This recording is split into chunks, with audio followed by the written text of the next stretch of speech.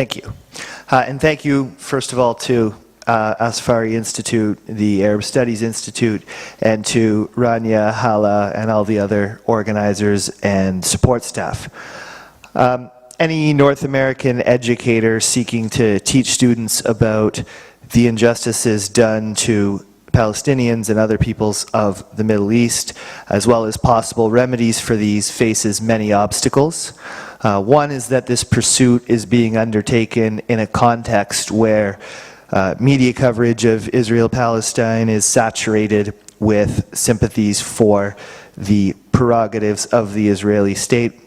A key feature of US-led imperialism in the Middle East is the deep economic and political ties that the ruling classes of the United States and Canada have with Israel, a set of relationships whose dominant ideological reference range from an image of Palestinians as subhumans deserving of at most rights that are contingent upon acquiescence to US-Israeli demands, to, in the absolute best case scenario, a misrepresentation of Israel-Palestine as a conflict in which the two sides have suffered to comparable extents and for which both sides are equally blameworthy.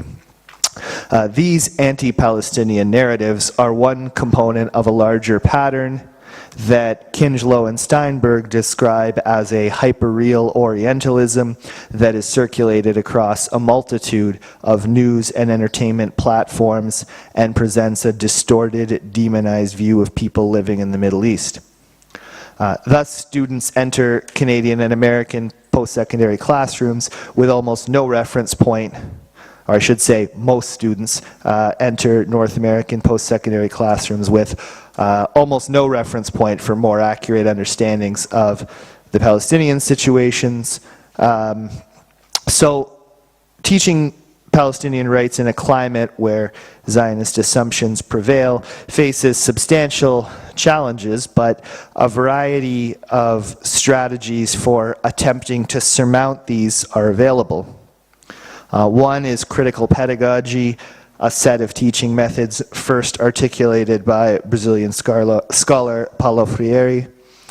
Hamden and Harris summarize Freire's theories, for those of you who are not familiar, as a view of education as, quote, political activity in which teachers and learners engage in collective praxis, that is, reflection upon a social or political problem, analysis of the conditions which give rise to it, and political action to address it.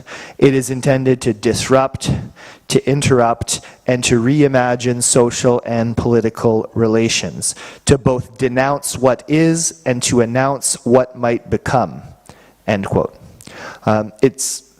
Critical pedagogy is a view, I would add, that sees education as something that should be participatory and dialogic, and should, as Sabiha mentioned, attempt to flatten the hierarchy between teachers and students. The specific form critical pedagogy takes in media studies, the field in which I primarily teach, is what Kellner and Scher call critical media literacy, a pedagogy that focuses on ideology critique, while expanding textual analysis to include issues of social context, control, resistance, and pleasure. Critical media literacy also promotes the production of alternative counter-hegemonic media to enable members of marginalized groups to tell their stories and express their concerns, and to offer members of dominant social formations an opportunity to engage with the social realities that the majority of the world is experiencing. One method that I employ towards these ends is a concept I call activation. Activation involves professors nurturing in students an understanding that hegemonic systems are not trans-historical and that they can be changed through organized opposition. As the name suggests, activation means confronting head-on the ways that capitalism encourages obedience. Activation is therefore a step toward mobilization, one that involves professors and students collaborating to identify dominant ideologies, to understand precisely how they work, and to critique them. Media studies courses are fertile territory for activation in that their core subject is an institution that is central to building consensus for capitalism and imperialism. Classes in this discipline frequently take as central concerns the structure of mass news media and how this shapes the ideological content such outlets disseminate. Media studies professors concerned with the oppression of Palestinians, for example, have an opportunity to facilitate discussions and assign readings that first of all demonstrate to students that Western media coverage is severely biased against Palestinians. This goal can be achieved by including on the reading list writings on this topic, such as selections from Edward Said's body of work, or Falk and Friel's book, Israel and Palestine on Record, which is a study of New York Times misreporting of the Middle East, and many other texts, of course.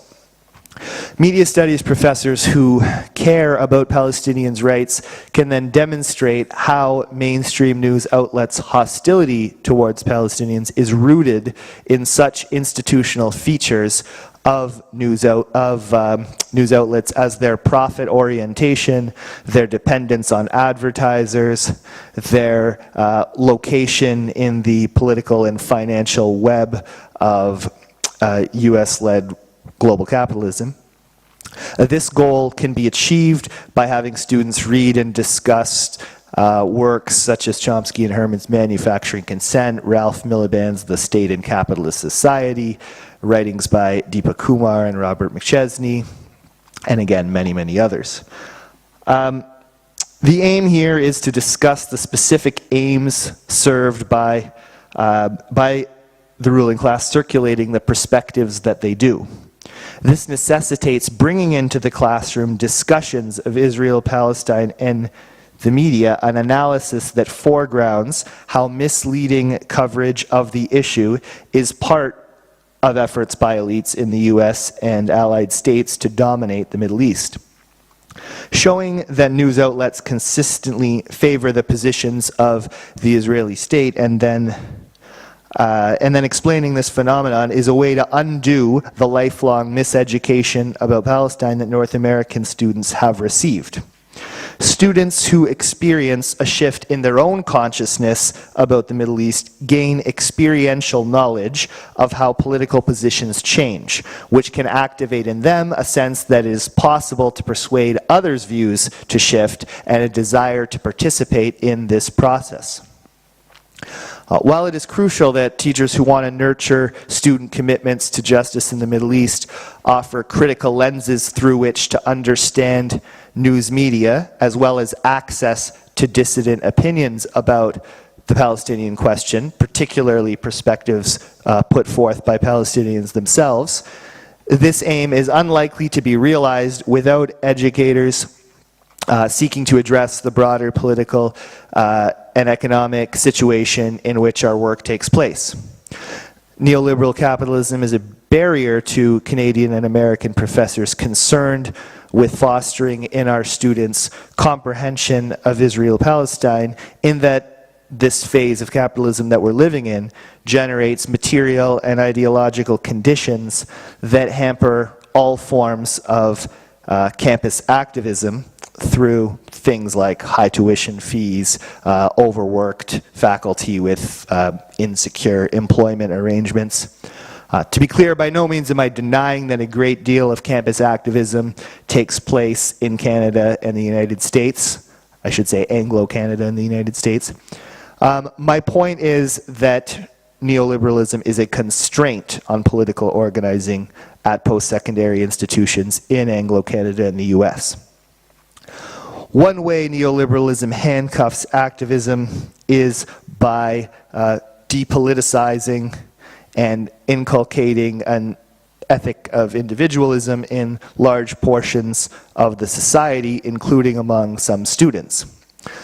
North American professors seeking to engage their students to work for social justice causes such as the Palestinians should therefore attempt wherever possible to enable students to do coursework collectively.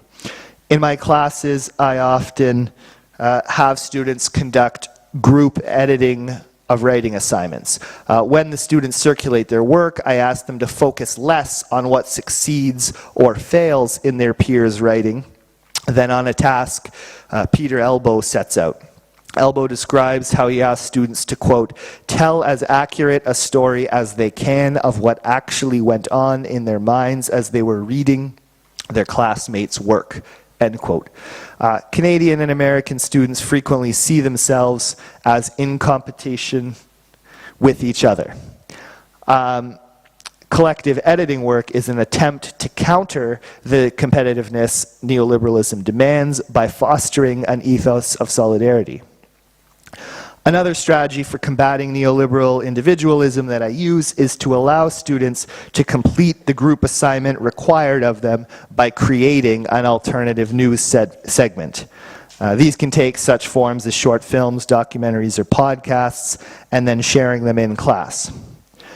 Students who select this option are asked to produce material dealing with a political issue they think is either underrepresented or misrepresented in mainstream Western news media. During class, they are required to lead a discussion with their peers about their alternative news productions. Rhonda Hammer has students in one of her classes at UCLA conduct a similar exercise, and she contends that it's valuable because, quote, teaching critical media literacy through production constitutes a new form of pedagogy in which students become more aware of how media is constructed, conveys dominant ideologies, and is one of the most powerful, often unconscious sources of education, end quote.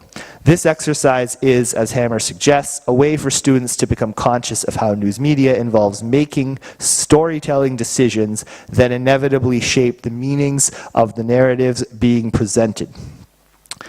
The group alternative news media production assignment gives students an experience of communally working to create counter-hegemonic material, and in this way is a sample, however limited, of collective political activism.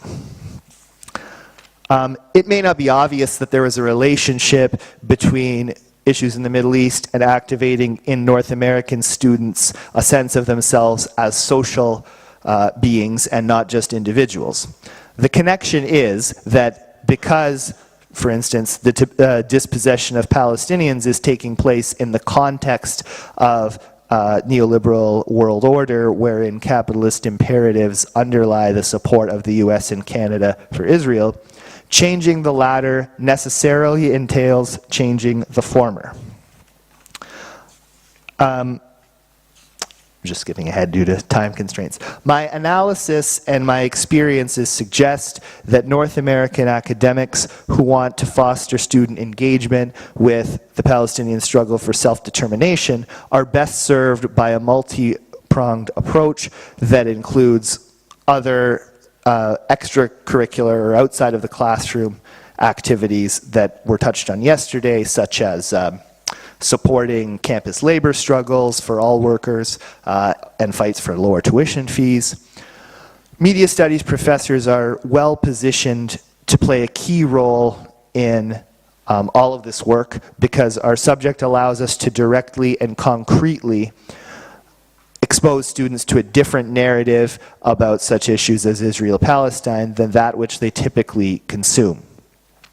Such efforts are best served when they are situated within a systemic critique of neoliberal capitalism presented by academics who consistently participate in efforts to organize against that system at multiple interconnected locations. Substantial obstacles exist, but there is no shortage of methods for working towards surmounting them and helping produce a generation of young Americans and Canadians that understands the injustices done to Palestinians and our government's roles in these, and that wishes to aid the cause of Palestinian liberation and indeed liberation struggles elsewhere. Thank you.